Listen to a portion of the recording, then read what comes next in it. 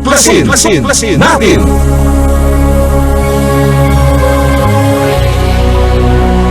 Ang palatuntunan sa radyo na tutuklas ng dapat malaman ng sambayanan. Maninindigan sa katotohanan. Tatalakayin at hihimayin ang mga kaalamang pangkalusugan, siyensya at teknolohiya, agrikultura, ekonomiya, maging mga usaping legal at isyung panlipunang dapat ibahagi, magsisilbing tulay ng mga karaniwang tao upang maiparating sa pamahalaan ang mga mungkahi, hinaing at pulso ng bayan, ipaglalaban ang karapatan ng mamamayang Pilipino, babatikusin ang mga salot sa lipunan, pupurihin ang mga gumagawa ng kabutihan at naninindigan sa katotohanan. Tuklasin natin! Ang tuklasin natin ay handog sa inyo ni Cathy Cruz.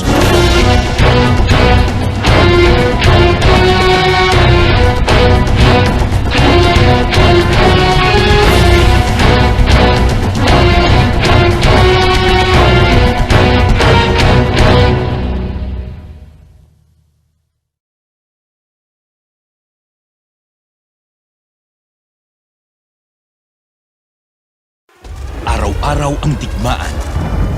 Umaga't gabi sumasabak sa laban. Dapat protektado ka outside at inside. Immune Advance contains 4 active ingredients gaya ng lagundi, malunggay, non-acidic vitamin C at zinc.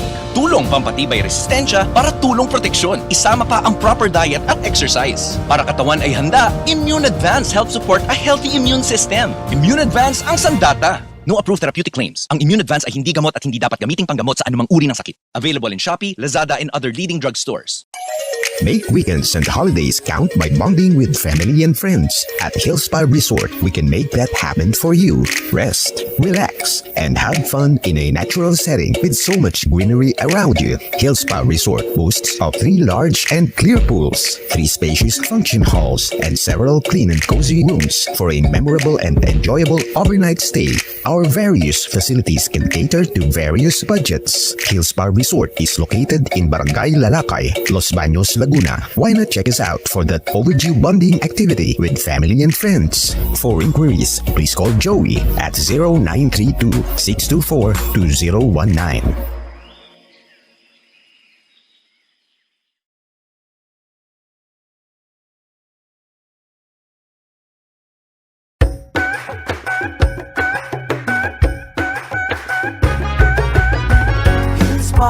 Clean and beautiful. Hill Spa offers wonderful. Hill Spa, come relax and have fun. Hill Spa, close to nature. Hill Spa, you'll feel nurtured. Hill Spa, radiant and in full bloom. Rejuvenate, recharge, things will be just fine. Come to Hill Spa of Azucena. Face the world stronger, calmer, and much, much happier. Hill Spa, clean and beautiful. Hill Spa, offers wonderful. Hill Spa, close to nature. Hill Spa,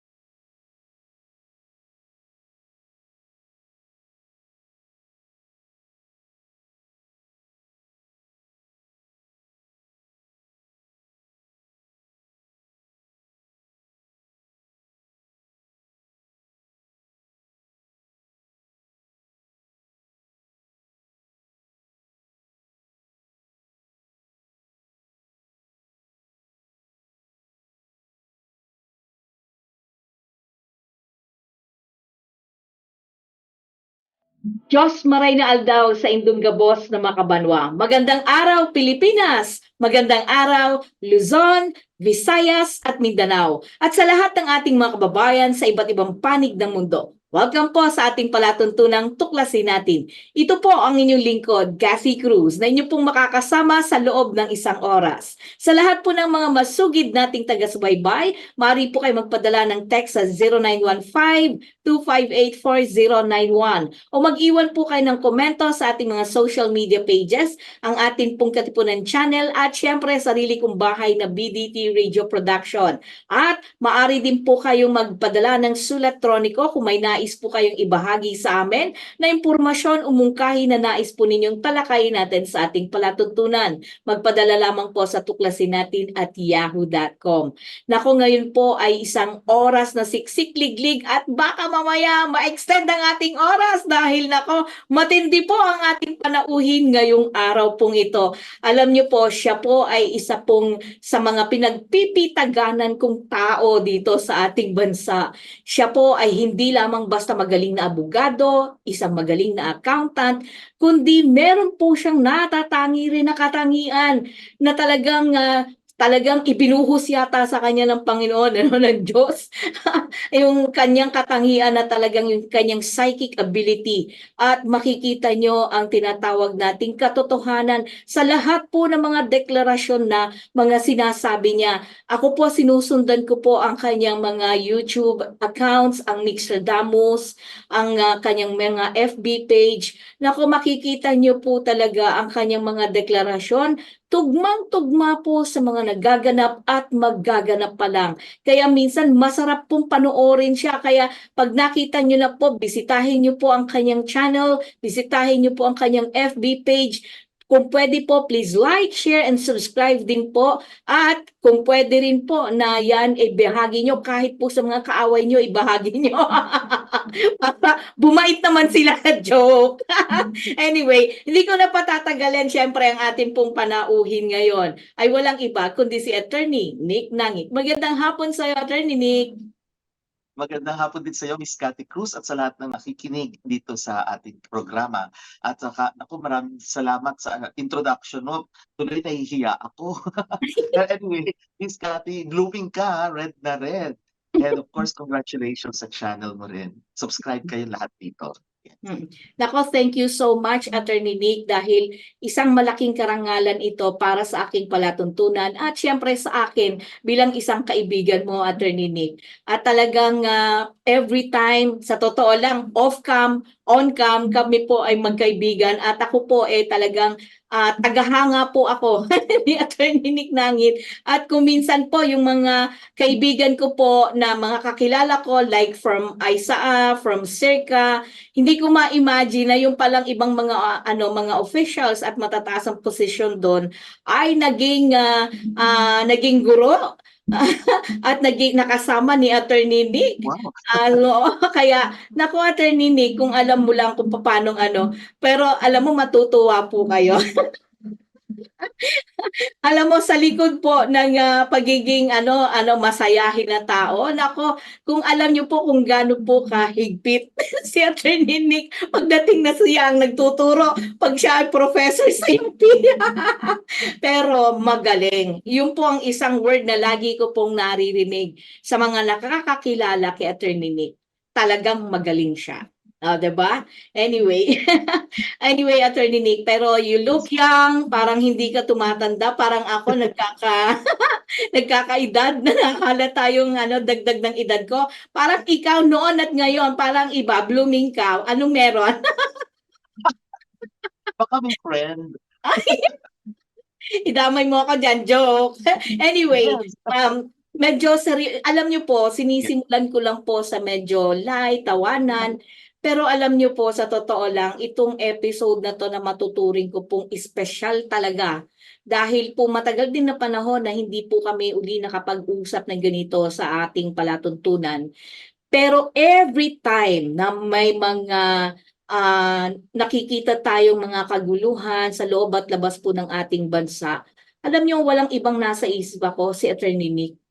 Kasi bilang isang abogado, naiintindihan niya yung mga usaping batas, usaping politika, at mas malalim ang kaalaman niya at dahil sa kanyang special ability, no? Ang kanyang psychic ability na talagang ibinuhos yata sa kanya ng Diyos para makatulong, hindi po pansarili, ha? Take note of that. Iba po yung ginagamit ang kanyang psychic ability sa personal na kabutihan lang niya o interes. Ito po, ginagawa niya po ang lahat ng to, nagtuturo siya ng maraming sa mga kababayan natin para maging aware, matuto, maintindihan ang mga nagaganap, no, sa ating paligid. Kinakailan po maunawaan po natin yan eh. Naalala ko kagabi yung sinasabi niya eh. Habang madaling araw na pala, hindi kagabi, madaling araw na pala siya nagla-live kanina. Sabi niya gano'n, may iba't ibang layers daw ang tao, ang tao, 'di ba? Tama ba ako? Yes, Later on, tama, tama. malalaman niyo kung ano yung layers na 'yon. Siguro special na ano 'yon. Pero Yes. dahil samut-sari ang nagaganap, nakaguluhan sa iba't ibang bansa, and mind you, yung napipinto at nasa bingit tayo ng tinatawag nating World War III ay hindi talaga natin maisa-isang tabi. Kinakailangan maging aware tayo ano ba ang dapat nating gawin, ano ba ang dapat na gawing hakbang ng ating pamahalaan sa lahat ng mga nakikinig na opisyal po ng ating pamahalaan at mga mambabatas. At tayo bilang mga Pilipino, ano ba yung dapat nating gawin at maintindihan ngayong oras pong ito ay sama-sama nating tutuklasin ang lahat ng yan. Well, sa unang arangkada, Attorney Nick, Yes po.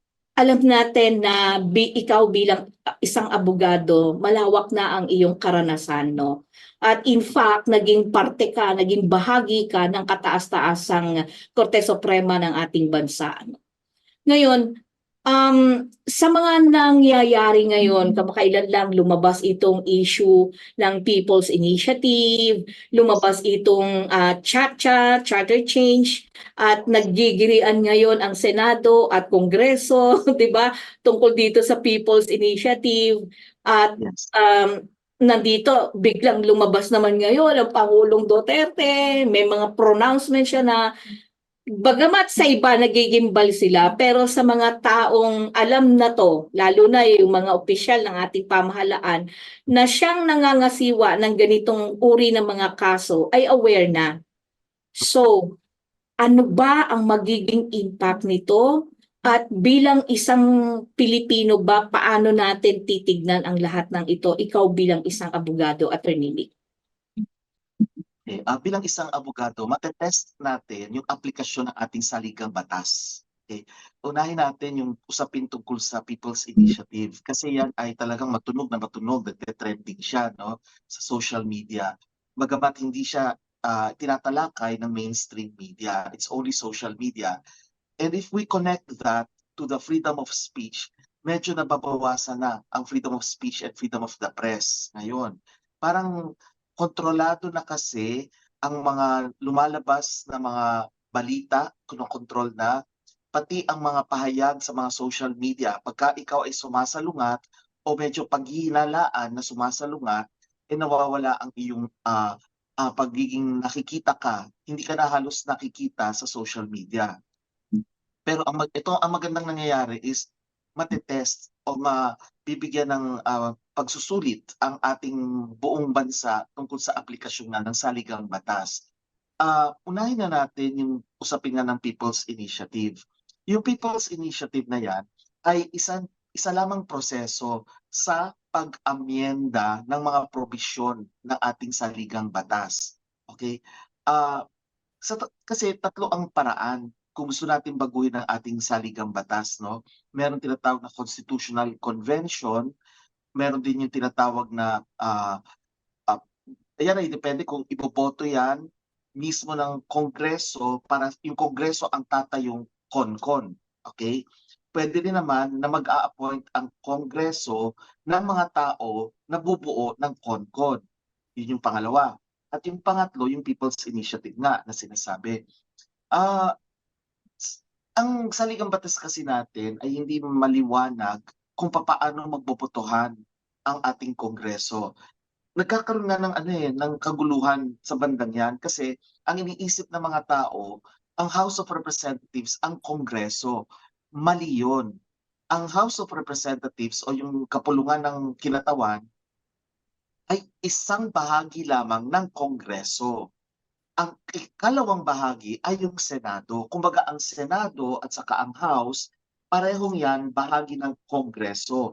So hindi Kongreso ang House, hindi din Kongreso ang Senate. Pero together, yan ay Kongreso. So hindi pwedeng kumilos lang ang House ng sila lang, hindi rin pwedeng kumilos ang Senate na sila lang. Ang pinakamagandang halimbawa natin sa lahat ng mga at tatalakay na natin yan dito sa tuklasin natin, sa usapin ng buwis, 'di ba? Nakalagay sa konstitusyon natin na basta't may panukalang batas tungkol sa buwis, magsisimula muna 'yan sa House.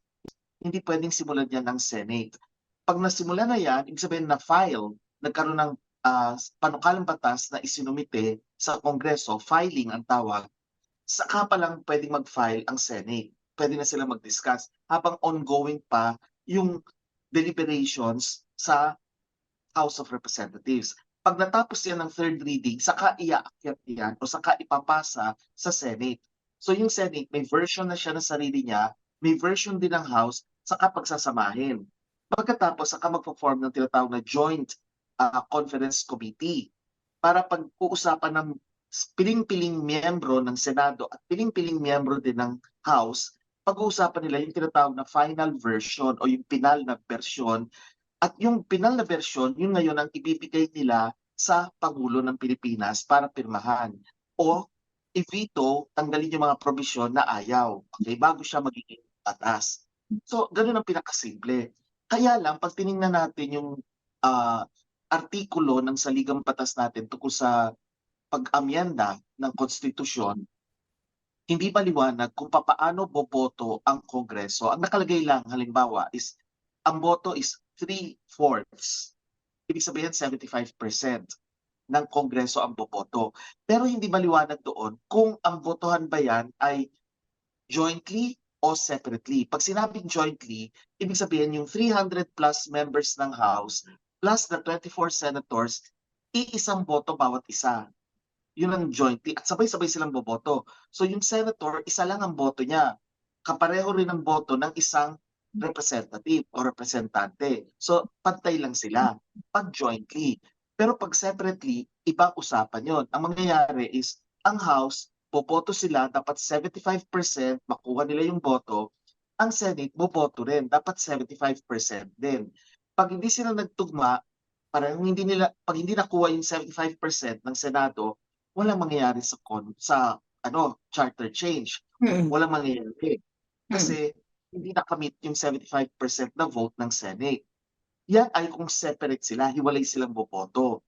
Ang pinagtatalunan ngayon dito sa constitutional change is, ang gusto ng Kongreso, magkakasama sila, kumbaga joint na sila. Ayaw pumayag ng Senate kasi practically, you're eliminating the power of the Senate.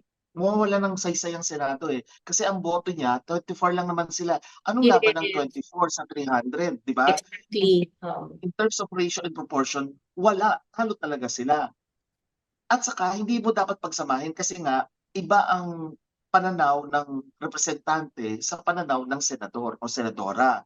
Ang representante, ang punto de vista niyan ay local na level lang. Kaya nga distrito eh. Bumoboto ang distrito niya sa kanya.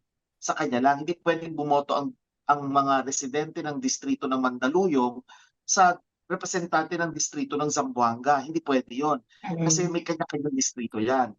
So yun lang yung saklaw ng botohan, ano? Samantalang ang senador o senadora, buong bansa yan. Kaya kapag nagkakampanya yan, mula Luzon, pababa sa Mindanao.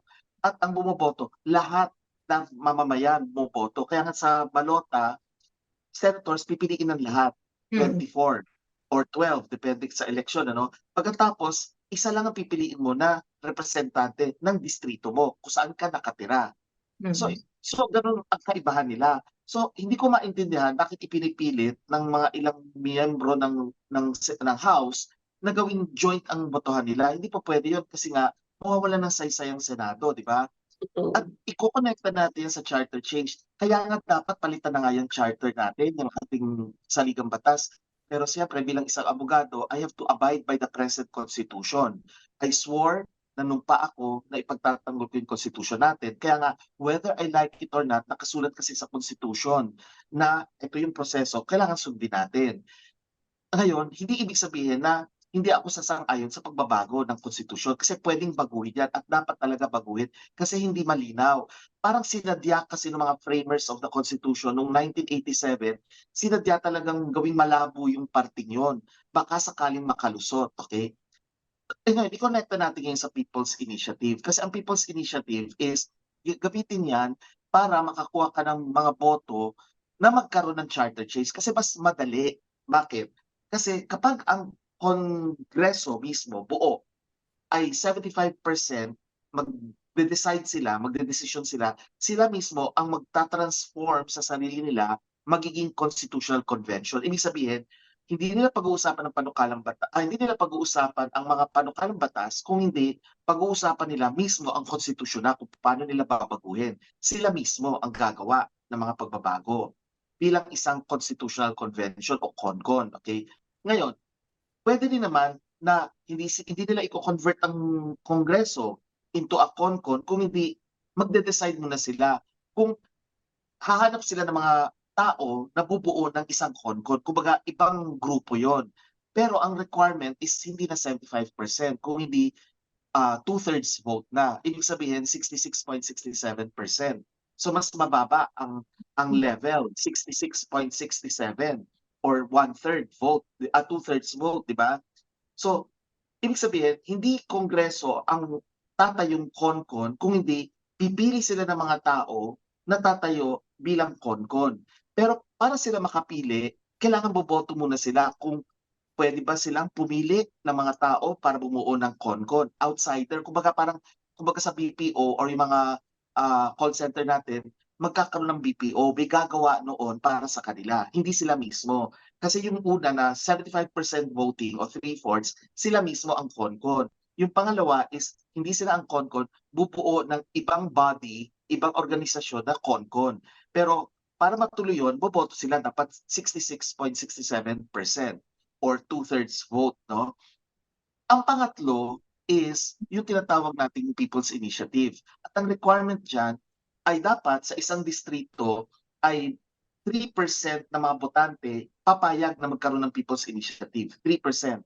Pagkatapos, yung mismong distrito, lahat ng distrito, dapat 12% lahat yan ng mga registered voters dapat ay pumapayag din. So meron tinatawag na 3% at saka 12% requirement.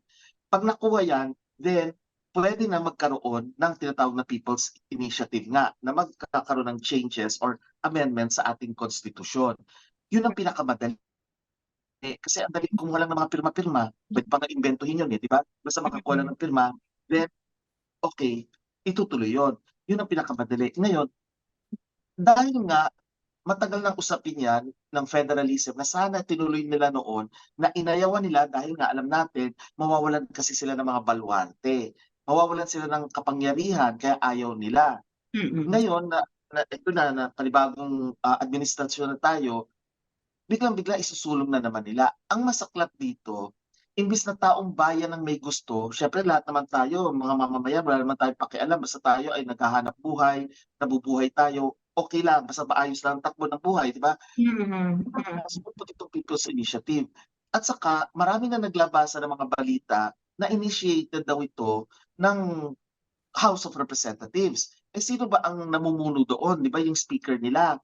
Na yung speaker naman, denied to death naman. Nasasabi wala daw siya kinalaman. Pero ultimong pinsan naman niya, si Senadora Amy, ang nagsasabi naman. Tapos imbis na sagutin niya o kasuhan niya, sasabihin lang niya, nakikinig niya sa Marites, parang ang labo, hindi niya talaga sinasagot. Doon pa lang malalaman mo na meron talagang katiwalian na nangyayari. Yes. Nagmamalinis kamay o nagpo-Poncio Pilato.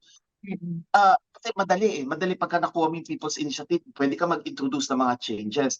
Ang mahirap dito, kahit na anong pagbabago pwede nilang ilagay. Although sasabihin nila na economic provisions lang, hindi mo masasabi kasi ang pag pinresenta yan sa mga tao by way of a plebiscito, plebiscito, no? Boboto tayo, hindi naman each each question eh, papayag ka ba ganito, papayag ka ba ganito.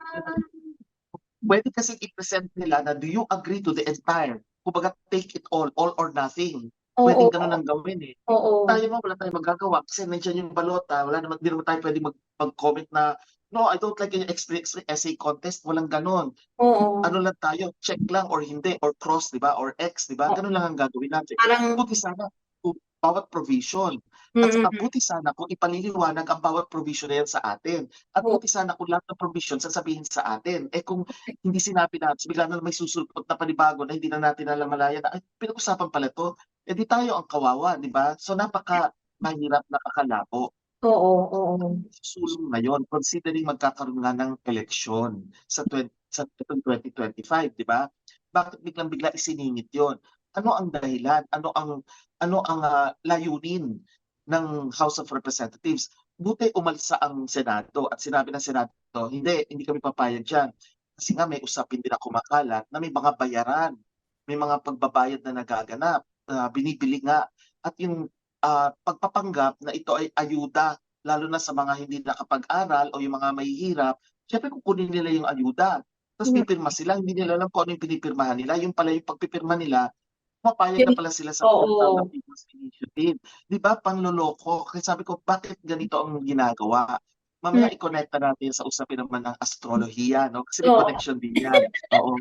Pero anyway, yun ang sasabi ko dyan sa People's Initiative at saka Charter Change. Naku, thank you kasi alam mo, Attorney Nick, ito yung ano madalas na hindi naiintindihan ng taong bayan, 'di ba?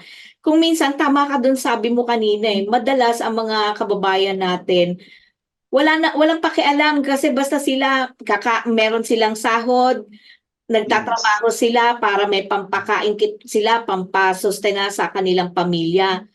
So, talagang, pero at the end of the day, ito yung lagi naming sinasabi sa Katipunan ng Demokratikong Pilipino. Kinakailangan makialam kasi tayo eh. Tama. Kinakailangan talaga maintindihan natin ano ba nagtutulak sa kanila, bakit nila sinusulong yan. Bakit Yes. ganito na nagkakagulo sila? We have to understand. Minsan, syempre, hindi naman lahat ng tao madaling mapaintindihan. Kaya nga pinipilit natin dito sa tuklasin natin na maipaunawa sa kanila sa pamamagitan ng pakikipanayam sa mga mahuhusay at talagang sabihin nating credible people na talagang maipapaliwanag sa amin ng maliwanag ito. Ngayon, Attorney Nick, ako kasi nangangamba ako eh. Isa sa kinatatakutan ko, well, aminin natin o hindi, sa taong nag-iisip kung ano yung nangyayaring ito, may mga kamay na humahawak dito sa pagtutulak ng People's Initiative, sa pagtutulak ng charter change, and considering na napapabalita rin na isa sa mga gusto kaya talagang ayaw ng mga senador din na magkaroon ng mai-push itong People's Initiative na ginagawa ng Kamara ng dito sa tawag dito Yes. House, no? Ay dahil sa yung 100% na pwedeng magmay-ari ng lupain ang mga dayuhan. Bukod pa dun sa idinadahilan nila yung economic issue na may problema sa saligang batas daw natin kaya raw hindi umuunlad ang ating bansa. Sa perspektibo ng sa pinag-uusapan namin kagabi sa ang ating katipunan sa DZXL, hindi kung siya raw ang susunod, sabi ni Itos bilang pangulo ng KDP, sabi niya kumbaga hindi rason na magpapalit ka ng batas, ng saligang batas dahil ito lang yung rason mo dahil hindi tayo balakid diyan sa pag-unlad. Unang-una, first and foremost, we are a presidential kind of government, form of government, at napakahalaga ng presidential form of government dahil may boses ang tao compare sa ibang other form of government. At dahil may boses yung tao, magpapalit din ba sila ng form of government? Yun yung isa sa mga posible kasi nilang gawin without our knowing, 'di ba? Ngayon, ang mahirap dito, sabi niya, ang importante dito ay magkaroon, ano ba talaga ang motibo nila? Ang motibo nila ba ay para umunlad ang bansa o para paunlarin lang ang sarili nila? Yun yung tanong, 'di ba? Kasi kumbaga sa presidential form of government daw natin, nandiyan na yung mga batas eh. Iaayos na lang. Kumbaga, general welfare, yung preamble mismo ng ating saligang batas, general welfare. Ngayon, meron man mga gray areas, yun yung mga dapat mo na lang linawin. Katulad ng binanggit mo kanina, Atty. Nick, may mga gray areas na alam natin, sinadya yun dahil merong mali siya, may malis na may nag-iisip ng gano'n, 'di ba? Let's be frank. Alam niyo naman po sa Katipunan Channel, wala na po kaming paligoy-ligoy dito, direct to the point eh. Yes. Kami po'y walang tinitindigan. Wala po kaming tinitindigang political color, but what we stand is for the Katotohanan. Filipino Filipino welfare. Katotohanan kami, doon kami sa tama, 'di ba? Yun naman ang tinitindigan na natin lahat. Ikaw Correct. bilang isang abogado, Attorney Nick, Yes. wala kang ibang gustong mangyari sa bansa mo kundi ang umunlad at maging isang mapayapang bayan. Tama. Diba? Ayaw natin ng gulo. And anyone, kay presidente yan, kay traidor na Pilipino yan, o dayuhang gustong sumira ng ating bansa, kalaban natin yan. Definitely. Yes. Diba? Dapat ganun tayo nakatingin. Now, Attorney Nick, recently, napansin ko lang, correct me if I'm wrong, sa aking kutob. This is my kutob lang bilang isang, alam mo na, bilang isang Pilipino na nakamatcha sa lahat na nangyayari. Yesterday, Sunday, nagkaroon ng pag-kick off ng Bagong Pilipinas sa Grandstand, Luneta Grandstand, 'di ba? Mandating the president, the office of the president mandating all government agencies na attend doon. Ganito kulay, ganito, tapos lahat, pati Facebook, kinakailangan, parang, teka lang, ano ba to? Diktador na ba tayo? Ganun yung, ano ba to? Sa pilitan, ganon. And ito ba ay para bang gusto mong tapatan yung nangyayari rin sa Davao na prayer rally na nandyan ang dating Pangulong Rodrigo Duterte and among others na talagang nagmamahal din, totoong nagmamahal din sa ating bansa. Saan ba tayo patungo? Kaya sabi ko, Attorney Nick, meron bang gulo na mangyayari sa loob at labas ng ating bansa? Nakikita mo ba to bilang isang may psychic ability, Attorney Nick? Yes. Yeah. Nakita ko na yan. Marami akong gusto sabihin, pero yung latest mo lang na tinanong, okay? Yes, in terms of being a psychic, magsasabong ang dalawang manok. Kasi pareho silang Year of the Rooster. Silang dalawa. Si President Marcos at si dating Pangulong Duterte. Okay, si Pangulong Marcos at si Pangulong Duterte. Pareho silang rooster. Magkakaroon ng sabungan. Binanggit ko na yan sa ilang panayam sa akin sa telebisyon na sinabi ko, itong taon na ito, maghaharap yung dalawang yan. Ito na nga. Kasasabi ko lang yan bago mag-start ang year, itong 2024. Tapos ito na nga, biglang ito na nga, nangyayari. Tapatan na nga silang dalawa. At ang kaibahan, mamaya natin ipaliliwanag, yung kanilang elements. Kasi yung isa ay wood, yung isa ay fire. Papasok pala ngayon ang wood dragon. At lagi ko sinasabi, kapag kapareho mo ang taon, lalo na yung elemento, mabigat para sa iyo. So yun ang clue. Clue na natin yan para sa mga nakikinig sa atin kung anong aabangan nila na sasabihin natin mamaya-maya. Okay, ngayon, gusto ko lang balikan, Miss Cathy, yung nabanggit niyo kanina tungkol nga sa charter change. Yung una, yung gusto ng mga aliens, foreigners, dayuhan, na maging may-ari ng lupa sa Pilipinas. Alam mo, matagal na yan eh. Yan ang nilalobby ng mga chambers of commerce sa Pilipinas nung ako'y nasa Senado pa. Nagpunta sila, binibisita nila lahat ng senador. Pinupuntahan nila, kung nag-house to house call sila ang tawag namin, nakikipagpulong sila sa mga senador at inihikayat nila ang mga senador na magkaroon ng panukalang batas na payagan sila magmay-ari nga ng condominium, taasan yung percentage na gagawing, kasi ngayon, di ba, up to 25% lang ang kanilang ownership. Gusto nila palakihin. At may sinasabi silang hindi lang yung vertical condominium yung pataas kasi yung mga gusali natin vertical condominium kundi horizontal condominium. Ibig sabihin, ayaw nila nung pataas, gusto nila yung pahalang. So ano ibig sabihin niyan? Lupa ang gusto nila. Tapos ang rason nila, sabi nila, namumuhunan naman kami sa Pilipinas pero hindi naman namin nababawi ang aming puhunan. Makuha man lang namin sa pamamagitan ng pag-enjoy sa lupa na total naman kami din na nagbibigay sa inyo. Sa isip ko, ano pagbibigay ang binibigay ninyo? Eh lahat ng binibigay ninyong puhunan, lahat naman ng profits niyan, diretso din naman sa inyo, lumalabas. Binibigyan nyo lang naman ng trabaho yung kakarampot na mga tauhan, ang mga mamamayan ng Pilipino, pero ang malaking porsyento ng pinapakinabangan is napupunta din sa inyo. So ibig sabihin, yung investment nyo, may rate of return na rin yan.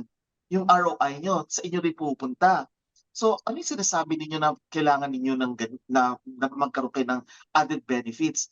Alam mo, nung palang nagsasalita lahat sila, yung mga heads ng Chambers of Commerce, naisip ko kaagad, iba na ang colonization sa panahon ngayon. Kung noong panahon noon ng mga Kastila at saka Amerikano, ay ang gusto nila, sila mismo ang tatao sa lupa. Okay? Ibig sabihin, sila mismo ang magiging pinuno, kagaya ng ginawa ng mga Spanish colonizers natin. Sila ang namuno, kaya meron tayong gobernador general. And then, nung umupo naman ng mga Amerikano, I call them anemicano, mga anemic, okay. Kasi nabubwisit ako, pasensya na, hindi ko kasi gusto talaga yung kanilang mga policies eh. World domination ang gusto kasi nila eh. In the guise of democracy, but it's not democracy. Gusto nila sila lang. Sila naman, ang isinusulong naman nila, nagkaroon tayo ng change nga ng government nung tayo ay na-colonize at initially we were just a territory of the US hanggang sa naging Commonwealth tayo, hanggang sa naging Republic tayo.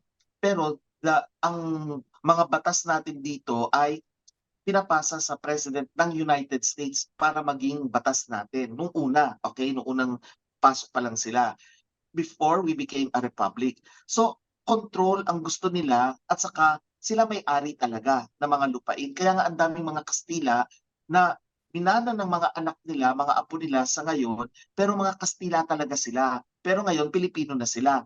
Kasi nga, nag-change na yung constitution natin na sinasabi, those who were of Spanish or foreign parentage noon will be considered Filipinos because of the Saligang Batas ng 1935. Okay? Eh, ganoon din ang ginawa nga ng mga Amerikano na kung sino yung mga American parents, basta born ka dito sa Pilipinas, wanna care. Ang mangyayari, Pilipino ka. So, in other words, nakapasok na yung mga dayuhan. Sila na nagmay-ari.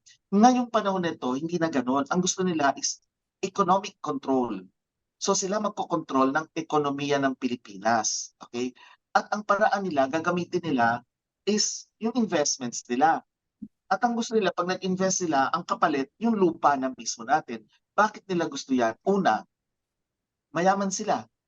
Siyempre, ang palitan ng pera nila at pera natin, talo tayo talaga. Di ba?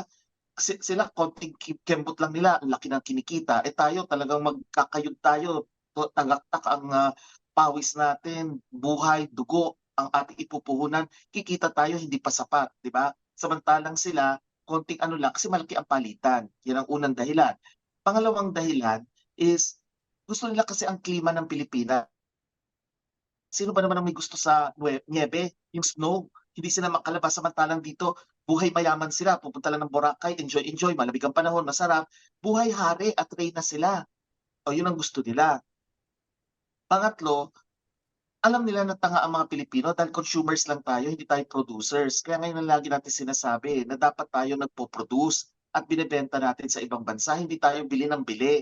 Ang mentality natin is mall mentality.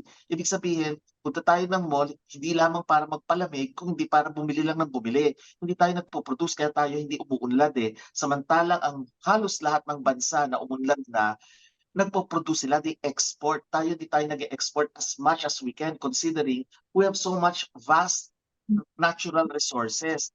Yun ang gusto samantalahin nila kasi sila uupo-upo lang pero at tumatakbo yung puhunan nila. Kumikita pa sila, bukod sa nagre-relax sila, kumikita pa sila lalo, yumayaman sila lalo.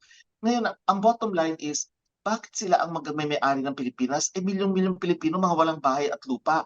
Dapat sa atin ang atin, hindi yung sa kanila pupunta, di ba? So yun ang dahilan. Hindi natin mapipigilan yan pag nagkaroon ng charter change kasi pwede nilang isingit yan. At pag yan ay nag-agree ang mga Pilipino, naintindihan man ng mga Pilipino o hindi, wala na tayong magagawa. Ibig sabihin, papasok na talaga sila. Magkano pa yung kanilang ipupuhunan? Hindi man nila ipupuhunan ng kanilang buong savings. Siyempre, kung ano lang bahagi ang pwede nilang itapon sa atin dito, ibig sabihin yan sa business, kung ano lang yung disposable income mo. May tinatawag kasi na gano'n disposable income. Yun lang ang kanilang ipupuhunan. We cannot expect them na magpuhunan dito yung buong savings nila, buong buhay nila. They will not do that. Matatalino yan, negosyante. Ang negosyante hindi magtatapon ng pera. Ang gusto niyan, may balik agad ang pera sa kanya, di ba? So yun yung una. In terms of in terms of alien ownership of land sa Pilipinas. Yung pangalawa, yung tinatawag naman nating economic provisions. Sabi nila, hindi daw namumuhunan dito yung mga negosyanteng dayuhan dahil hindi naman daw economically attractive. Kumbaga mas attractive pa daw ang sa Indonesia, ang sa Thailand, ang sa Vietnam, sa ibang bansa kumpara sa atin. Alam mo, hindi totoo yan eh. Kasi kaya nga nagkaroon tayo ng create law eh. Yung batas natin po sa buwis to encourage foreign investments at tinapatan na nga natin yung tax rates ng ibang bansa. So ano yung sasabihin nila na hindi daw tayo nakaka-attract? Yan na nga, kaya nga nagkaroon ng creative sabihin, useless yung create, nanggaling din naman sa inyo yan sa Kongreso. So, tamang may kalokohan talaga, ginagawang bobo ang Pilipino. Kasi alam na nga natin na may create law at ang kanilang pinupush noon, sabi nila, malaki ang tulong nito sa mga Pilipino kasi papasok na daw ang investments o yung puhunan ng mga dayuhan. Tapos ngayon, wala pang ilang taon na umiiral yung create, sasabihin nila, hindi kasi gumagana yan. Kung hindi pala gumagana, bakit nyo pinush yan? Di sana kung pala pinush nyo na yung charter change. Bakit ngayon sabihin nyo hindi pala yan gumagana? Di sino nanloloko? Ang taong bayan ba na tinanggap lang kung ano sinasabi nyo o kayo mismo nanloloko? So dito, meron na naman silang planong igagawin na tinatago lang sa atin. At isang napansin ko, Miss Cathy, eto si si Martin Romualdez, alam mo, yung unang-unang panukalang batas nitong current administration, nung umupo na si Pangulong Marcos, the first one was siya ang nag-file. At ang daming bills na nila final. First day pa lang yan ng Kongreso. In other words, prepared na. Bago pa lang sila umupo, nag-work na pala sila. Meron na silang ginagawang panukalang batas. Okay, impressive. Wow, ang sipag. Kaagad meron na silang inihain o final na mga panukalang batas. Okay, fine. But the thing is, handa pala kayo. Hindi pa nga kayo nakakaupo, hindi pa nga kayo nanunumpa. May ready na kayo, ready-made na yung ilang mga panukalang batas. If that were the case, ready-made na rin ang kanilang plano to change the Constitution. Kung ganun sila kaagap, kung ganun sila kaliksi, na maaga sila mag-isip, advance sila mag-isip, nagagawa na kaagad sila ng panukalang batas to help the administration, nothing will stop them na maging advance din mag-isip para baguhin ang Constitution. Kung kaya nila baguhin ang mga panukalang batas o maghain ng bago, kaya din nila maghain ng mga constitutional changes without us knowing it. Yung alang ita-timing nila. Parang, sige, ito muna. Ngayon, ito yung time na i-push na natin yung charter change. Doon nila ngayon ipinapasok yun. Kaya sabi ko nga, may motibo. Merong nakatagong motibo na ayaw nilang sabihin at magkukunwari na hindi yun ang kanilang motibo. Ano yung motibong yun? Pahabain ang termino nila. Ibig sabihin, hindi sila uupo ng ilang taon lamang ayon sa ating constitution, 3 years, o kaya 6 years, hindi ganon. Pahabain nila yan. Kung gaanong kahaba, gaanong katagal, hindi natin alam. Kasi may plano na nga sila eh. Kumbaga, meron na silang template. Inuupi lang tayo without us realizing it. Pero yung mga nakakaalam, nakikita nila yung posibleng gagawin. Yes. At yun, sinisiwalat natin dito sa programang tuklasin natin. Maganda malaman ito ng taong bayan na merong ulterior motive. Merong motibo, may malisya na nakatago sa likod nitong sinasabi nilang dahilan o rason, kaya kailangan daw baguhin ang saligang batas. Hindi naman natin pwedeng sabihin sa Kongreso na, okay, papayag tayo sa pagbabago ng saligang batas. Yun lamang ownership at saka economic changes, yan lang, wala nang iba. Hindi natin mapipigil yon. Hindi natin malilimita ang Kongreso kasi ang powers ng Congress to make laws is vast. Ibig sabihin, napakalawak. Paano natin pipigilan yon? Wala naman tayong mga boses. Kahit na magsanig puwersa pa tayong lahat, wala sa Constitution na nagsasabing pwede natin pigilan ang Kongreso. Kasi nga, binoto natin sila, binigay natin yung kapangyarihan natin ng ating mga buhay sa kanila. Hindi tayo pwede magreklamo ngayon kasi tanga tayo eh, pinili natin sila eh. Kaya wala tayong magagawa, di ba? Sila naman, umaasa sila na pumayag sa People's Initiative at ang gagawin nilang dahilan, yung eme-eme nilang mga rason na baluktot na hindi yun ang totoong rason. Ginagamit lang nila yon para maengganyo tayo. Okay? So, yun ang sagot ko doon sa, or reaction ko doon sa una na sabi nyo. Ngayon, yung pangalawang sinabi nyo nga, yung tungkol na dito sa common, nitong Pangulong sabi nyo nga, di ba? Yung nangyari na talaga lang tinapatan. At saka, mandato, hindi siya yung encourage. Iba kasi yung encourage, iba yung mandated ka to attend. Kasi ang mga government employees, at ang dami akong kilala ng mga government employees na meron talagang listahan isinumite ang bawat ahensya ng gobyerno at nire-require sa pilitan na kailangan magpapunta sila ng mga tao nila. Kasi may checklist, may attendance check.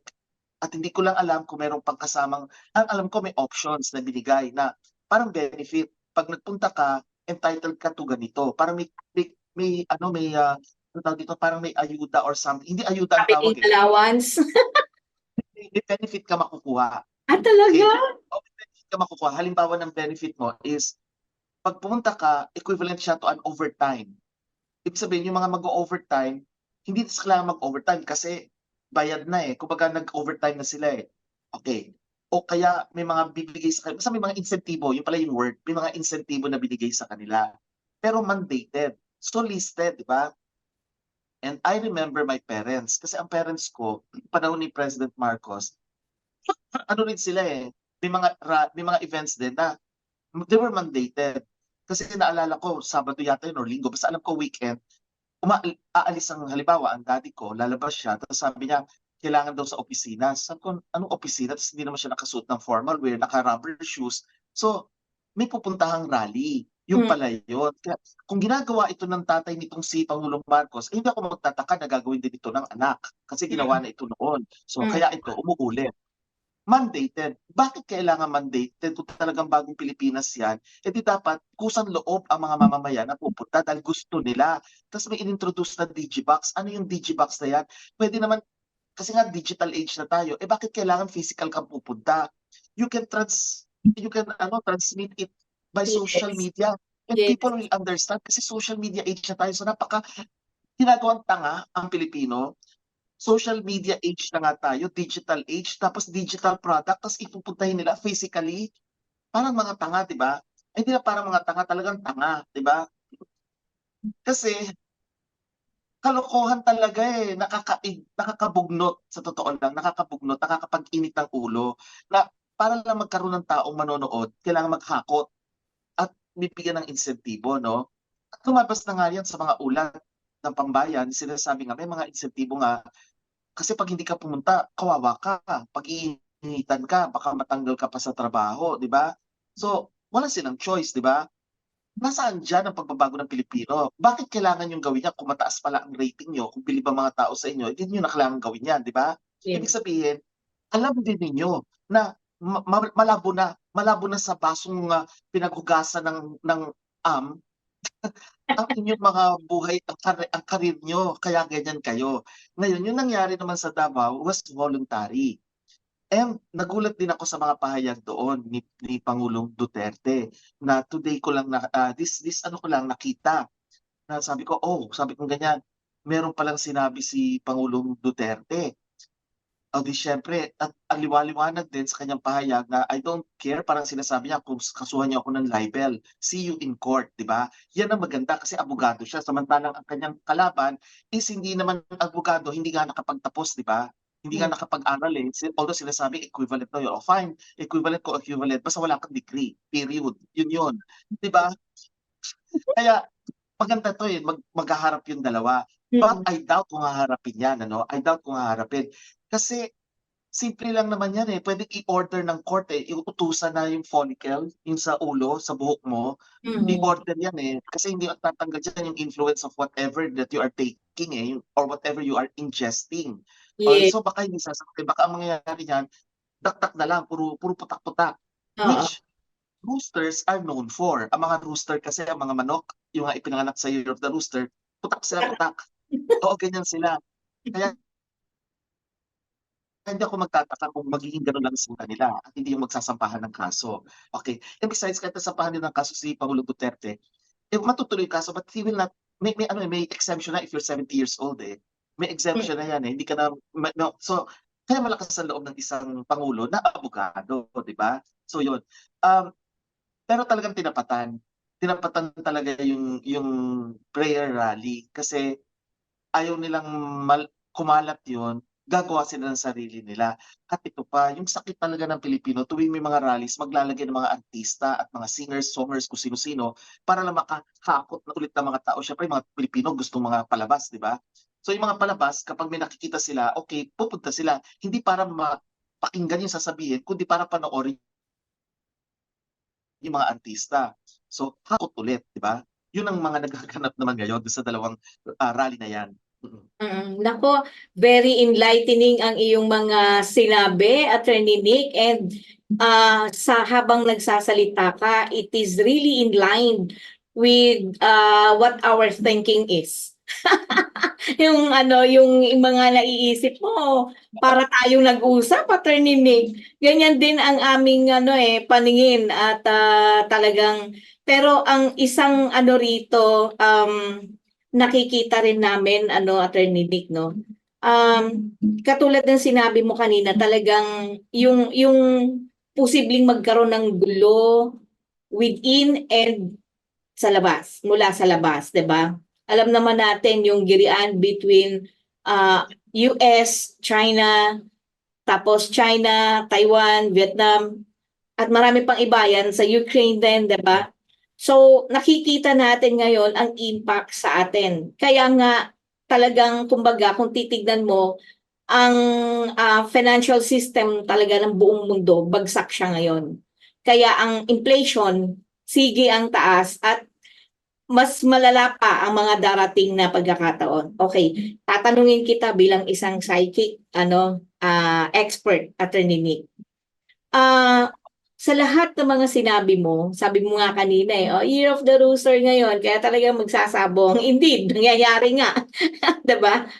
Pero ang gusto ko munang malaman ngayon, is it possible ba na sumiklab talaga, hindi mapipigilan ang napipintong World War III at yung posibleng kasangkutan ng ating bansa sa gera ng US at ng China with what is happening, Attorney Nick? Siguro yun muna. Okay. Oo. Yung World War III, I don't think that will happen. Okay? It's more of labandan pagdating sa ekonomiya. It's a digital, digital age So digital battle ang mangyayari. Okay?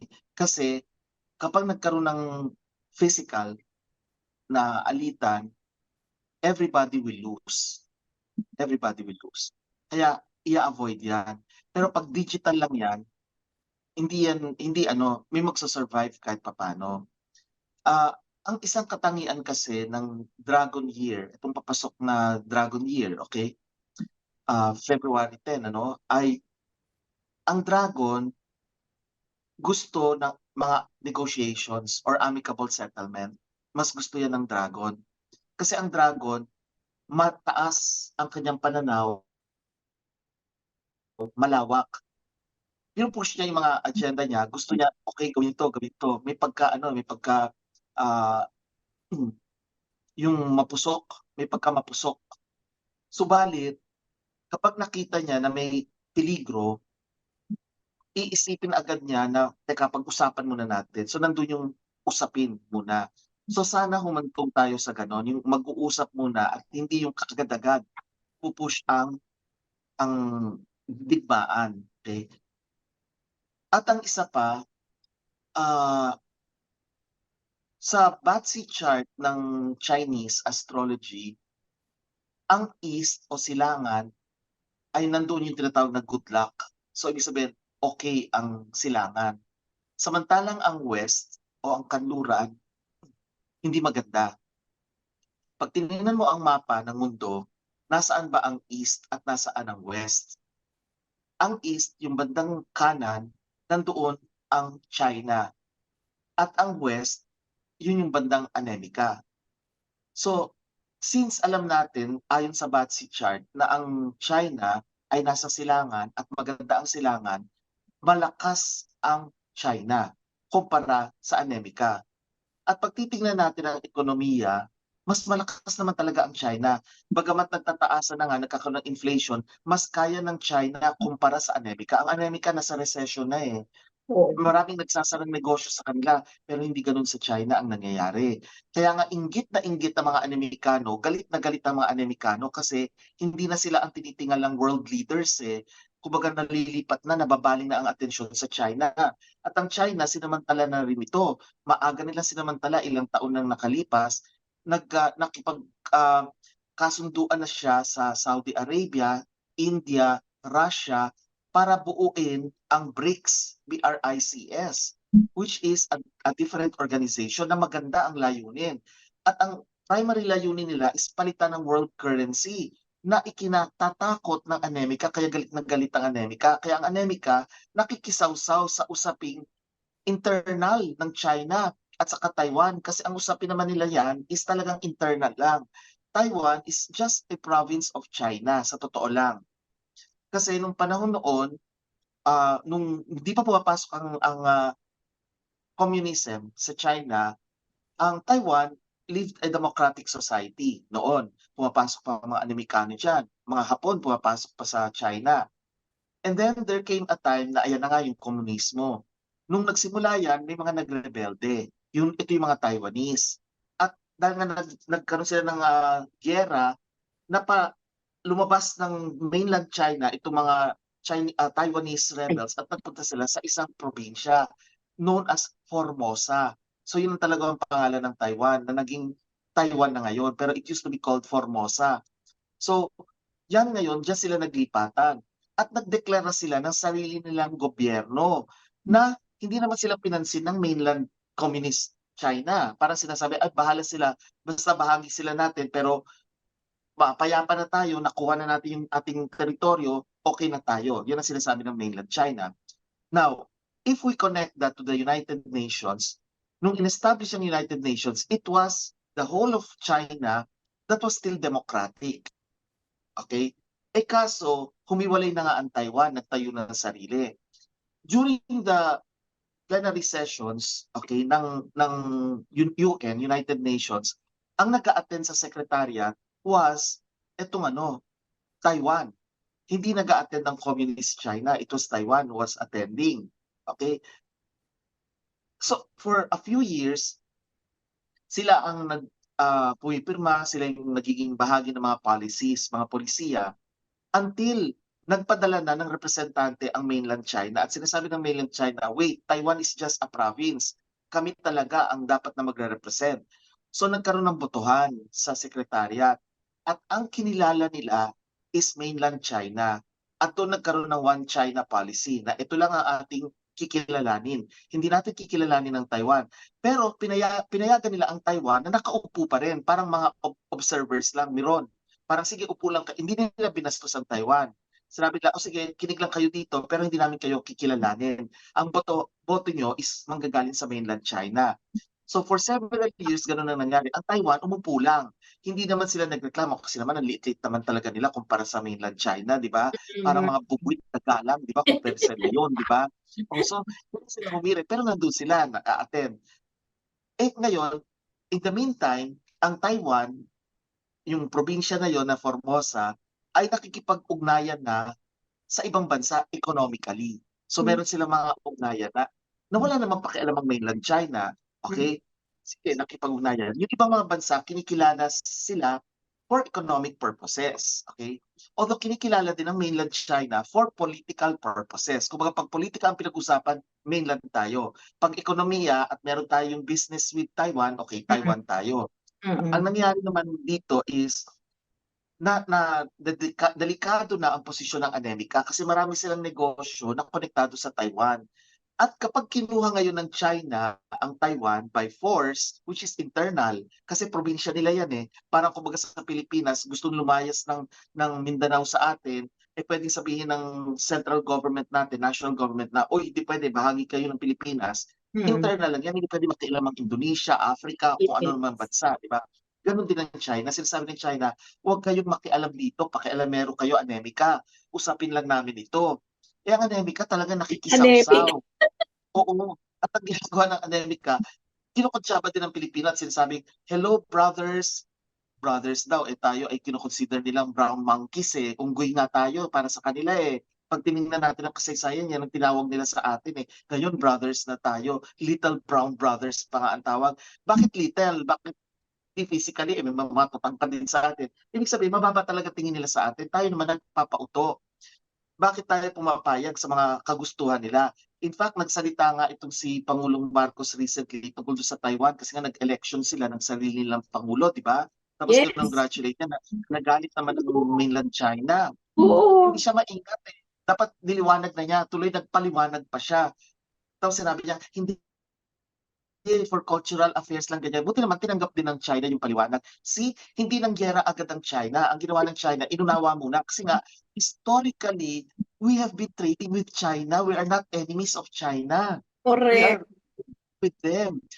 May mga pirata. Yes, nasa kasaysayan natin yan. Limahong is one pirate na kinatatakutan at kinakalaban ng mga Muslim rahas natin.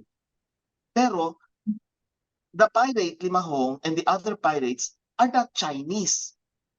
They do not represent China. They represent a small segment, yung mga pirata. So hindi tamang sasabihin natin na nanggigera ang buong China just because of Limahong. Because China itself has been trading with us. Porcelain, gold, ivory, Yes. ang dami. Silk, nagtitrading sa atin yan. At maganda ang relasyon natin. Yes. So, I don't think magkakaroon ng World War III. Okay? It's more of digital battle. Ang tawag dyan yung sa economics na walang choice isang bansa, bibilhin yung kanyang kumpanya, wala siyang choice. So, mas peaceful yon kesa naman sa magpapadala ng mga nuclear weapons. Kasi pag magkaganon, hindi natin alam kung anong kaya ng China, tahimik ang China. Alam mo Oo. ang utak ng mga Chinese, advance yan. Kaya Yes. nga galit na galit din ang Anemika eh. Kasi kung mayroong Apple ang Anemika, ang daming produkto ng China na better pa nga. So, Correct. takot lang ng China, eh na may problema na nga siya sa recession niya, papasok sa digmaan. Kung sakali papasok yan, hindi sila. Tayo ang isasabak niyan. Actually, totoo lahat ng sinasabi mo, Attorney Nick. And in fact, tamang-tama nga kasi by November, di ba, magkakaroon ng election. And currently, ang Pangulo kasi nila ay si Biden. But Yes. kaya nga, ang maganda rito kasi itong nagkaroon ng parang local election at namuno itong si Donald Trump. And Yes. Donald Trump, kumbaga siya, hindi niya kaaway ang nagdeklara talaga si Donald Trump na hindi natin kaawayan, kundi magiging kumbaga partner Partner. trading natin sa So, kung pala rin na by November at talagang at makikita mo talaga ang suporta rin ng ng maraming Amerikano dun sa US kay Donald Trump. So kapag nagpalit ng administrasyon ang Amerika, maiiba talaga ang perspektibo Yes. because of Donald Yes. Trump. Kasi iba Yes. ang kaisipan ni Donald Trump, 'di ba? Yes. So, And that's in November, yes. no? November Yes, yan. that's in Kasi- November.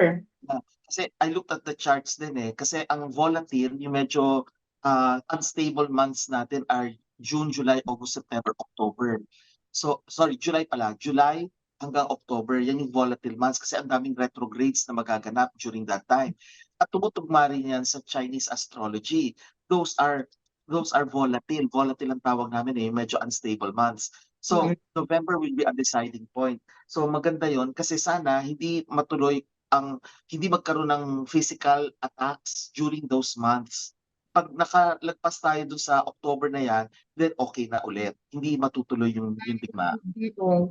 Ako talagang dasal ko talaga, wag kasi alam mo sa digmaan, sabi nga nung kung matatandaan mo si Captain Jerome Macoba, yung nabulag na sundalo, batang sundalo during the time of Duterte, di ba? Talagang Yes. napaiyak talaga, niyakap siya ni Pangulong Duterte nung time na yon dahil sa pagsabog sa BIFF na nandun sila mismo para lang kasi sinunog nila yung mga kagamitan for infrastructure magde-develop kasi doon.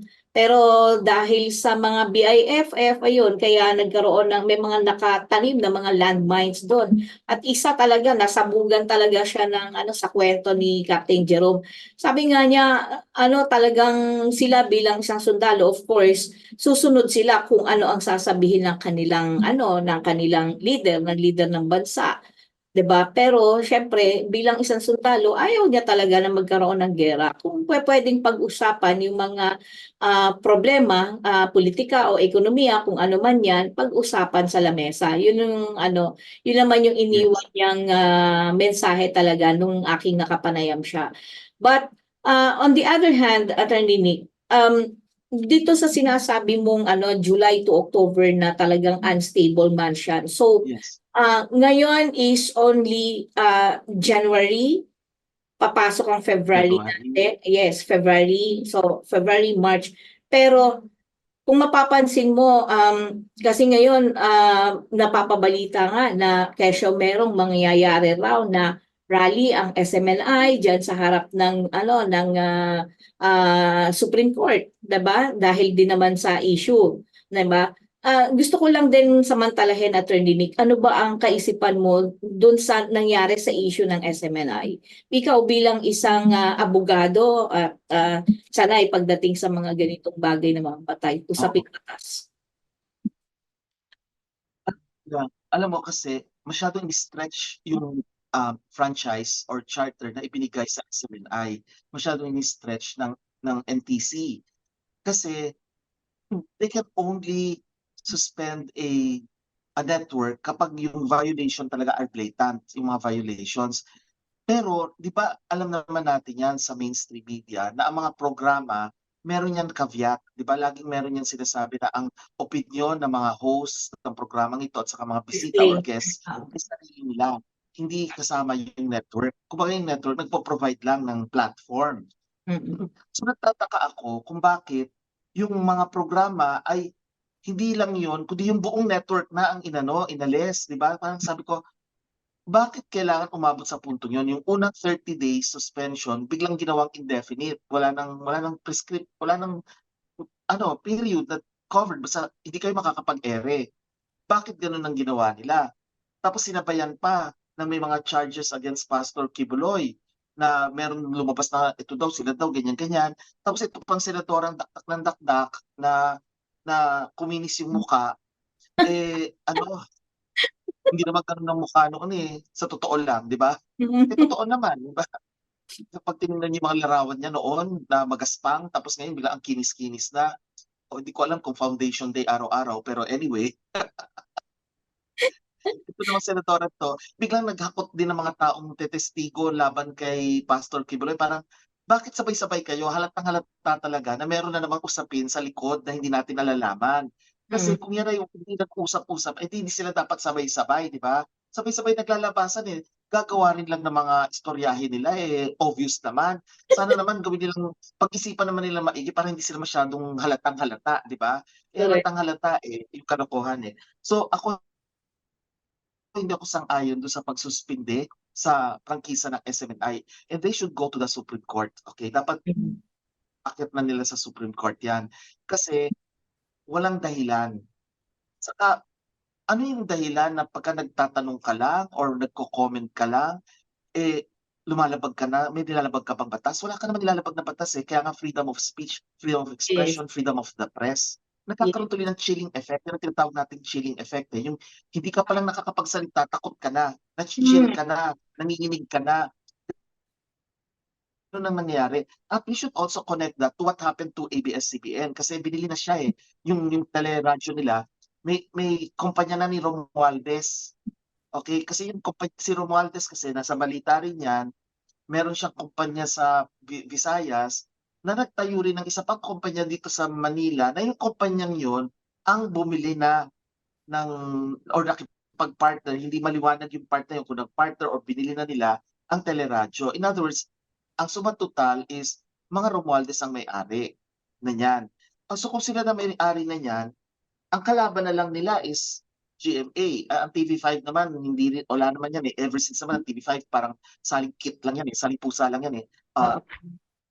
Lulubog, lilitaw, sumusulpot, dahil mga programang pumapasok, tapos nawawala. So, ibig sabihin, ilan na lang ang magsasalita. Romualdez yan, alam nga naman sa lungatin niya, yung kanyang pinsan na kung makadikit siya, para siyang linta, di ba? Kahit saan pumunta, nakadikit, di ba? Hindi na umaalis, linta siya sa kanyang pinsan. Yun na nga, talagang merong planong gawin, kaya ayaw nilang pagsalitain ng SMNI. At ang SMNI, mas malayang nagsasalita.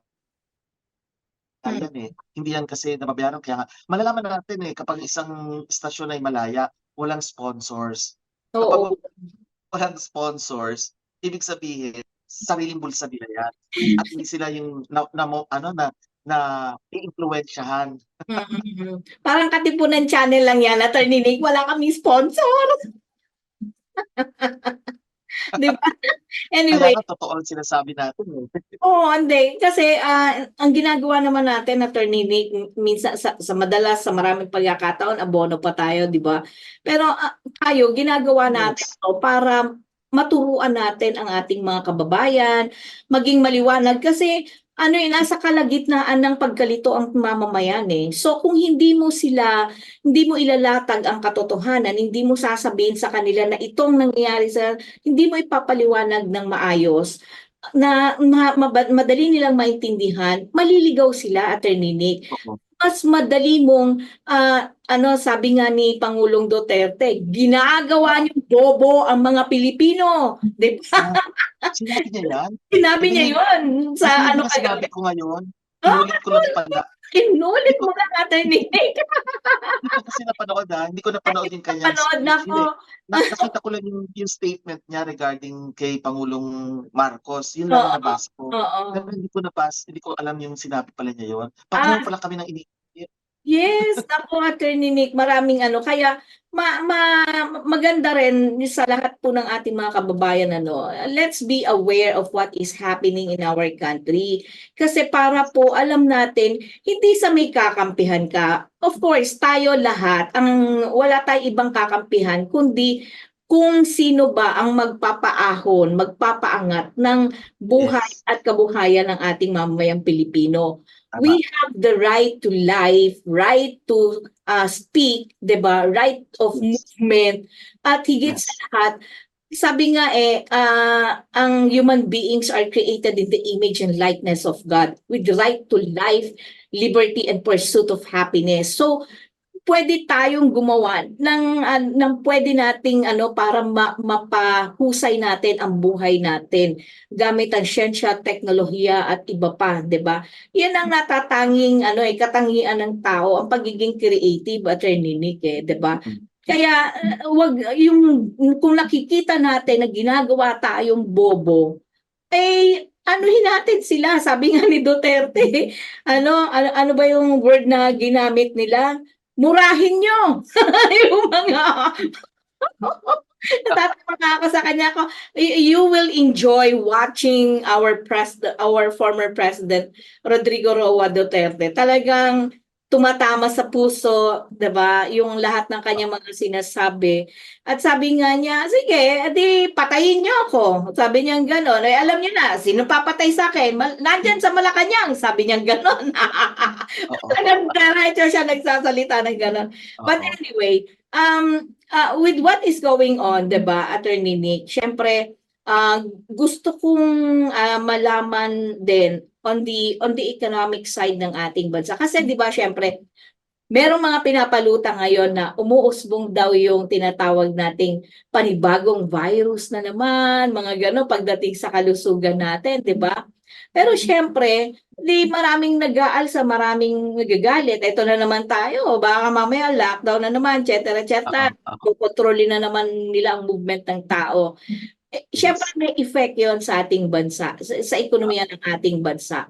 And knowing what is going on around the world, na talagang yung inflation, ganun yung can we recover sa mga darating na panahon kung halimbawang ano, pero bago mo sagutin yan, is it possible ba na halimbawa, ano lang 'to, puwede bang mangyari na magkaroon ng kudeta ang Pilipinas, kudeta, and then, ang bumalik sa posisyon ay si Pangulong Duterte to fix all of the problem in our country? Puwede bang mangyari yun? Okay. Ano Yes. nakikita mo, Ate Nining? Isa-isahin ko muna kung maalala ko 'no, kasi ang dami niyong ano sinabi na hindi ko alam kung saan ako magsisimula. Pero anyway, Dami kong tanong. ah, yung una muna yung virus, yung Okay, sinasabi niyo right. 'no, yung virus ako. Ah, sa totoo lang wala akong nakikitang virus na wala na akong nakikitang gano'n, okey. Nakita ko 'yan nung panahon ng 2019 when I was interviewed by the government station, PTV 'no. Pero ang sinabi ko doon, wala 'yan, yang COVID na 'yan, 2 to 3 years lang 'yan, which is true, nangyari nga. 2020, 1, 2, 3, tapos na, 'di ba? Last year nag-declare na nga ang World Health Organization na hindi na siya, endemic, hindi na siya ano, anong tawag dito? Oo, hindi na siya endemic, ano na siya, um, it's a concern na lang, national concern, okay. So wala akong nakikitang gano'n na lalagana. Ang nakikita ko is yung money siphoning. Kasi nga wood element papasok, 'di ba? And water is money sa Chinese astrology. 'Pag maraming water, uunlad, lalaki ang wood. Ibig sabihin tutubo, lalago ang halaman. So makakabuti. Kaya lang, too much of the water, magda-drown ang halaman. Eh, saan pupunta yung excess water? Yun yung tinatawag ko na siphoning, na puwedeng kukupitin, kukurakutin, gagamitin para sa sariling interes, okey? Puwedeng mangyari yon, ang laking possibility. Considering ang pinag-uusapan ngayon ay trilyon-trilyon na, hindi na bilyon, 'di ba? Trilyon na. At saka makikita mo may mga tinatawag nga tayong ano ba yon, yung, ah may tawag silang term, hindi na confidential funds, unprogrammed funds. O 'di ba may bago na naman silang gano'ng nalalaman. Ang Mm. dami nilang alam, 'di ba, nakaimbento na naman ng unprogrammed funds. So ibig sabihin puwedeng gamitin kung saan 'yan. Mag-hocus-pocus puwedeng gawin 'yan, 'di ba? And which is most likely happening. Kasi nga, papaano nangyayari yung People's Initiative? Maraming lumalabas na balita na sinasabing, nagbibigay nga, may mga pondong ini-release.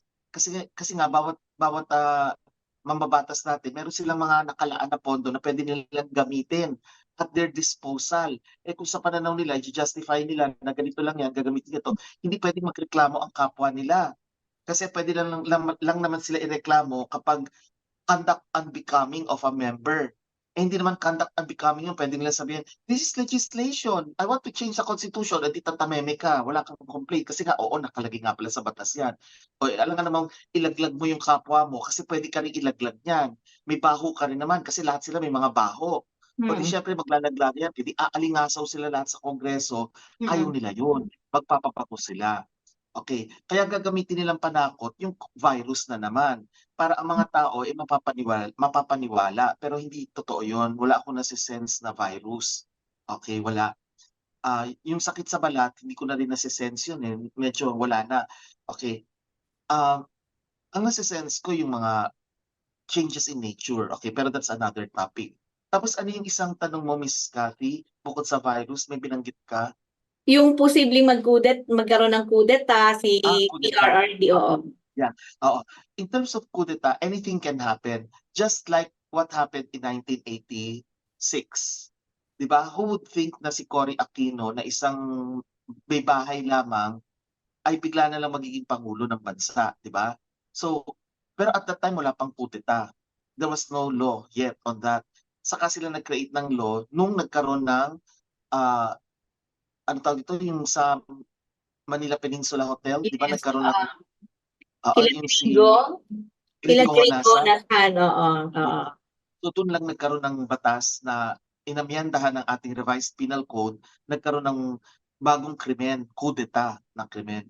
So today, it is possible, it is likely kung sakasakali na mangyayari na ipupush yun, pwede. Hindi natin sinasabi at liliwanagin ko to, baka mamaya tirahin tayo dito, no? Baka sinasabi, advocates tayo. We are not advocates of coup d'etat. We are not. We are simply stating the possibilities. This is an intellectual discussion na Yes. nasa batas natin, merong krimen na coup d'etat at hindi natin masasabing hindi yan maa-apply. Pwedeng ma-apply yan kung sakaling may mag-aalsa. At kung sakaling ang mag-aalsa ay pangungunahan nga ni Pangulong Duterte at kung sakaling naman na siya ay magwagi at mawala sa poder itong si Pangulong Marcos, hindi ako magtataka na siya yung babalik sa Malacanang. Kasi ang mangyayari, it's a new form of government ulit. Parang nung panahon ni Cory na nag-replace ang ating constitution, pinalitan niya ng unang freedom constitution bago siya nag-create ng another Congress. Nag-resign lahat kasi pinalis niya lang sa Kongreso. Saka nagkaroon ng 1986 Constitution. So pwedeng ganun ang mangyari. And judging from the way that the legislators are thinking, well, most like sana magkaroon. So ito wishful thinking lang.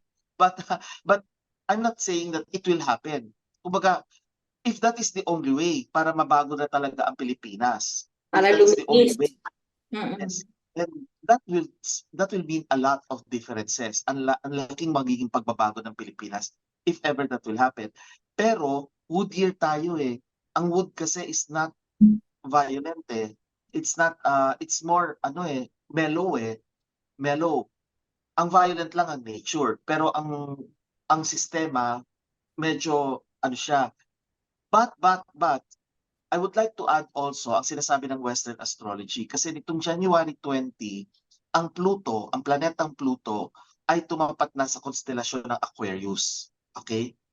Pluto is the planet of change. Aquarius is the constellation of freedom and collectivity. Ibig sabihin, kalayaan at saka ang pagiging makatao, puro tao ang iisipin, kapakanan ng tao, sa katauhan. So pag pinagsama mo yung pagbabago, kalayaan, at saka sa katauhan, may possibility na mag-alsa. May possibility because of that. Kasi ang planetang Pluto ay nasa Aquarius. Ito, last na nangyari in the 1700s. And during that time, the monarchical forms of government were changed, naging democracy. Kasi wala pang democracy noon, puro hari at reyna ang namumuno sa buong mundo, di ba? Maraming kinolonize, maraming colonies, hari at mga reyna ang mga namumuno. And then pumasok ang democracy. Pumasok yan ng mga 1700s na. Yung ideas on democracy saka pumasok. Yung mga laissez-faire, mga social contract theories, pumasok na yan dyan. So, those were the transformation brought about when Pluto went into the constellation of Aquarius. But that was in 1700s. Ngayon, katatapos lang kasi, before January 20, 2024, ang Pluto nasa constellation ng Capricorn.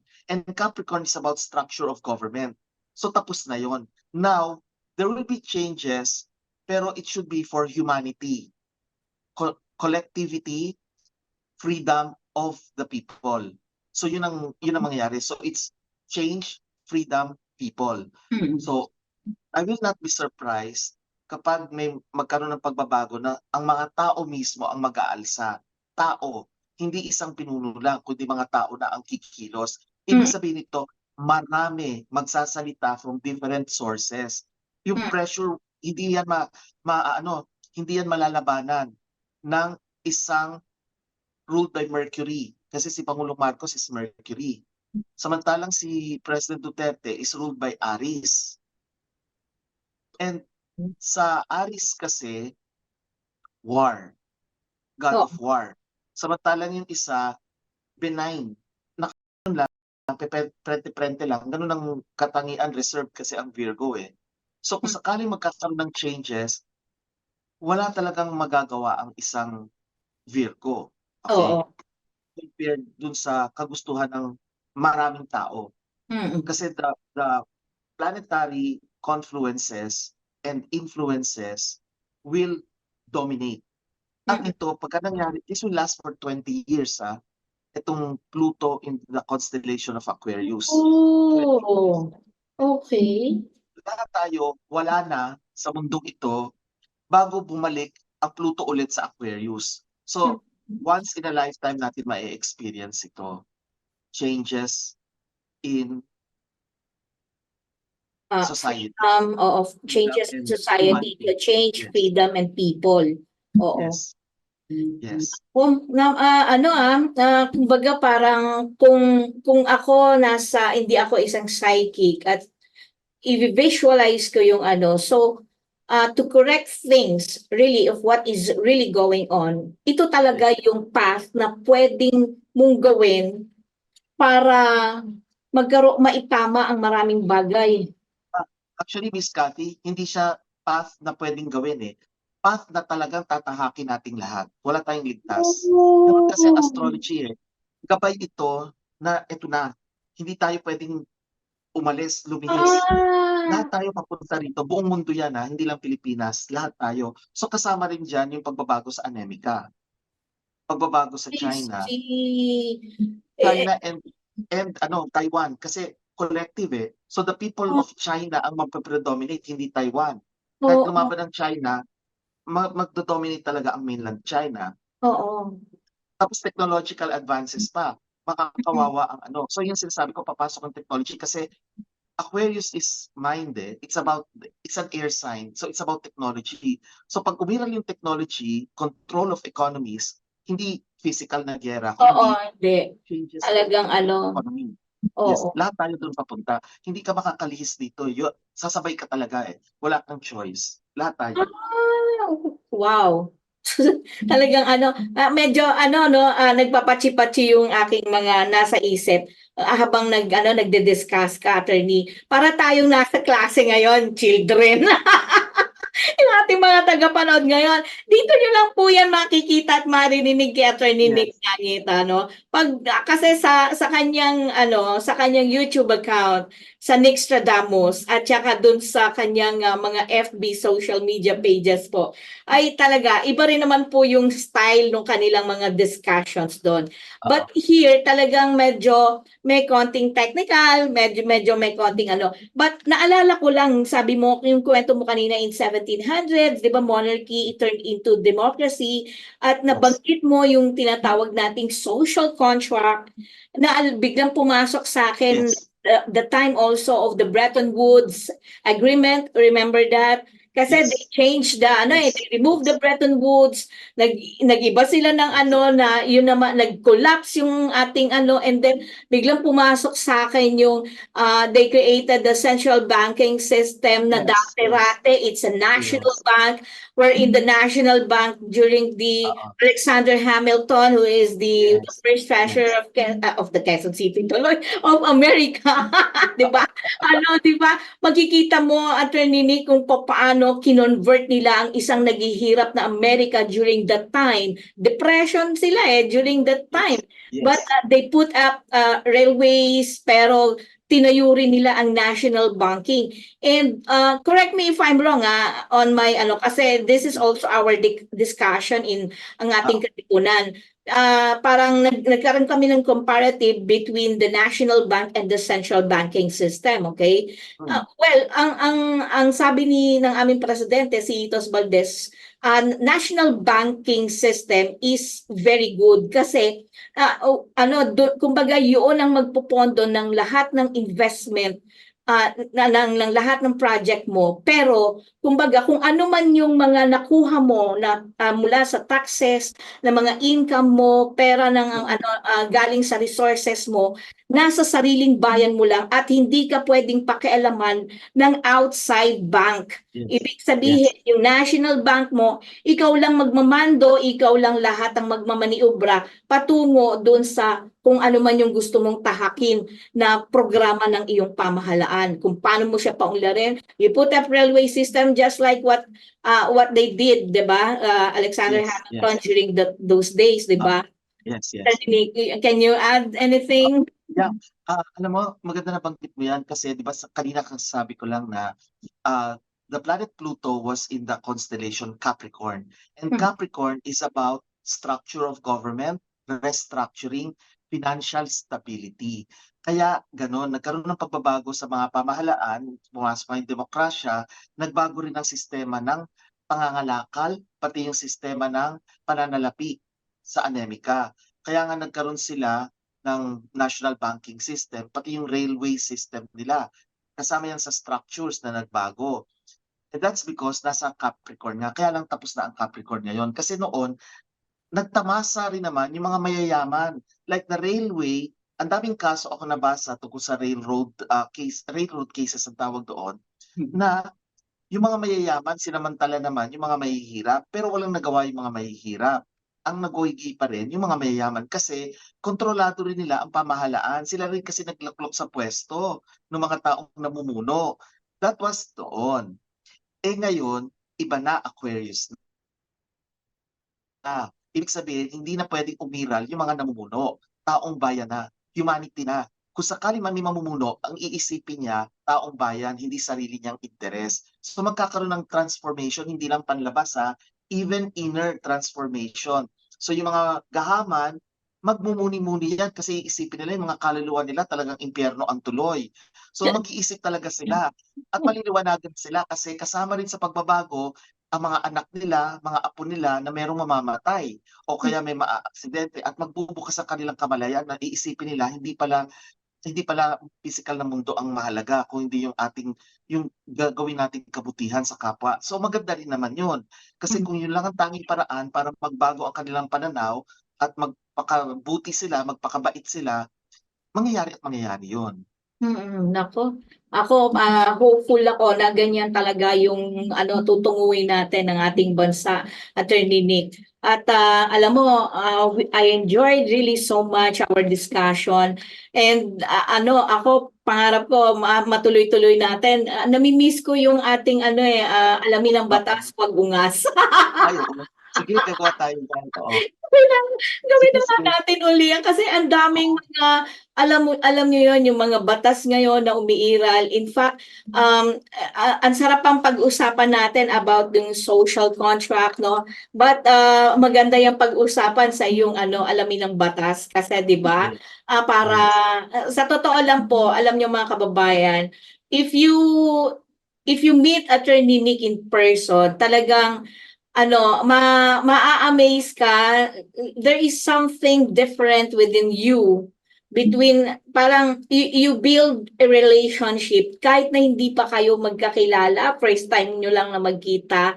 You feel the warmth, you feel the sincerity of this man, ni Attorney Nick Nangit. And hindi niya kailanman ginusto na ang lahat ng sasabihin niya ay sabi natin na makakasama, but it serves as a guide. It enlightens us sa mga nagugulumihanan, sa mga nalilito at nalilinlang na mga kababayan natin. Kasi very accurate yung kanyang mga sinasabi, may facts ang kanyang mga tinuturan. At I tell you, talaga pong kaya ako talagang maganda pong sundan niyo po ang kanyang channel, ang kanya pong social media dahil ako po personally marami rin po akong natututunan sa kanya. At darating po tayo muli nating ipapaanda rin ang alamin ng batas, wag ungas kasi sigurado po ako mas marami pa po kayong malalaman at bantayan po natin ang ating bayan. Anyway, parting na lang natin, last na lang natin, sa huling bahagi po ng ating palatuntunan, of course, sa lahat po ng ating mga kababayan, kayo po ay nakikinig pa rin o nanonood pa rin sa ating social media pages ng Katipunan Channel. Of course, ang ating pong BDT Radio Production. Please like, share, and subscribe. At kung wala pa po kayong X, Of course, tayo ay nagla-live din ngayon sa Twitter. Ngayon po ay X na po siya. Gumawa po kayo kasi wala pong censorship yan.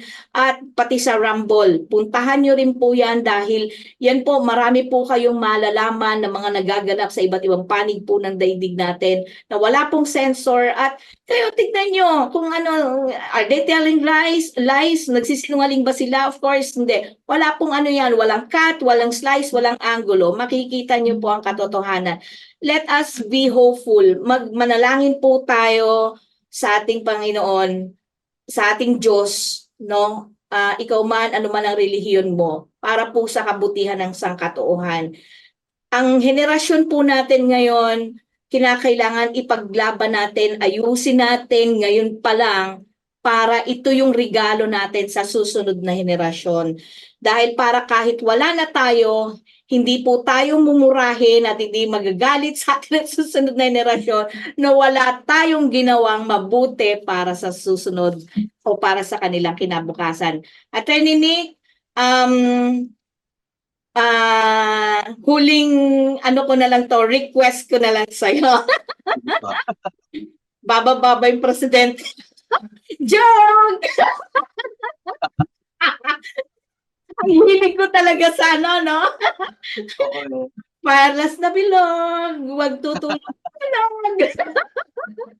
Alam mo, hindi ko pa nase-sense yun. Hindi ko pa nase-sense na bababa siya. Pero magkakaroon ng pagbabago. Yun ang masasabi ko. Magkakaroon ng pagbabago. Matatauhan. Kasi siguro ang parting words ko lang is censorship is the tool of the liar.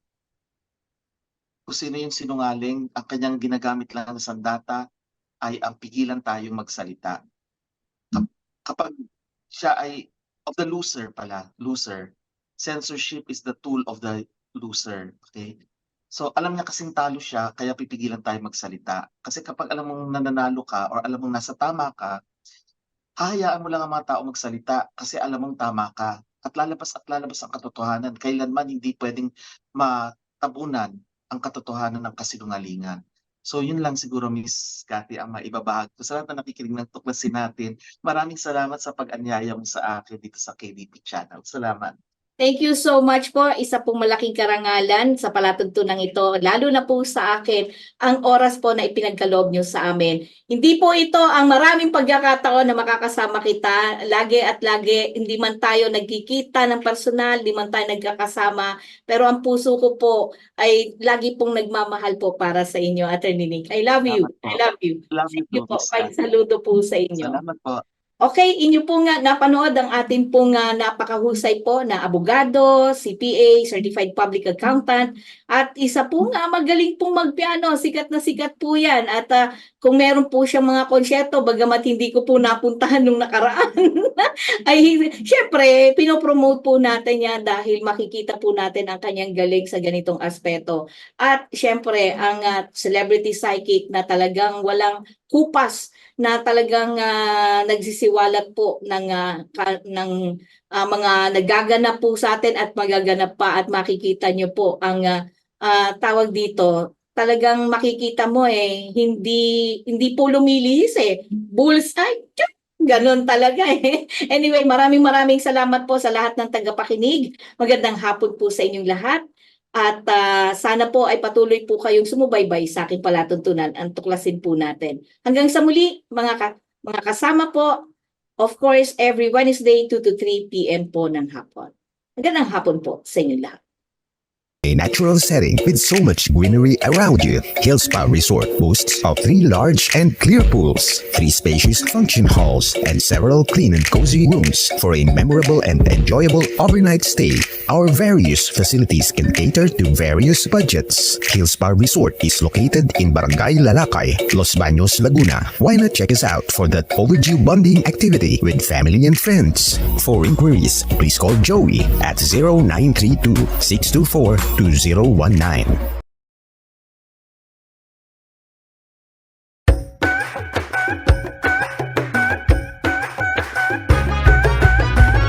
Spa, clean and beautiful. Hill Spa offers wonderful. Hill Spa, come relax and have fun. Hill Spa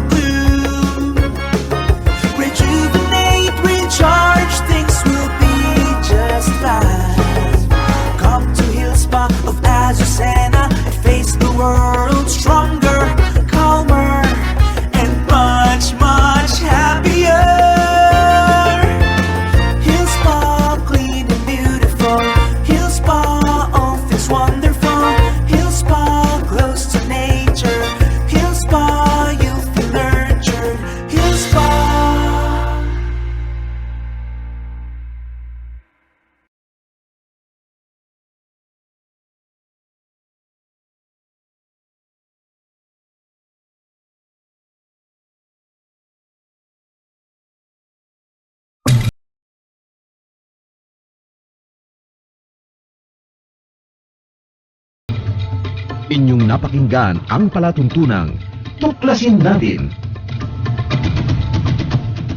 Tuklasin Natin hanggang sa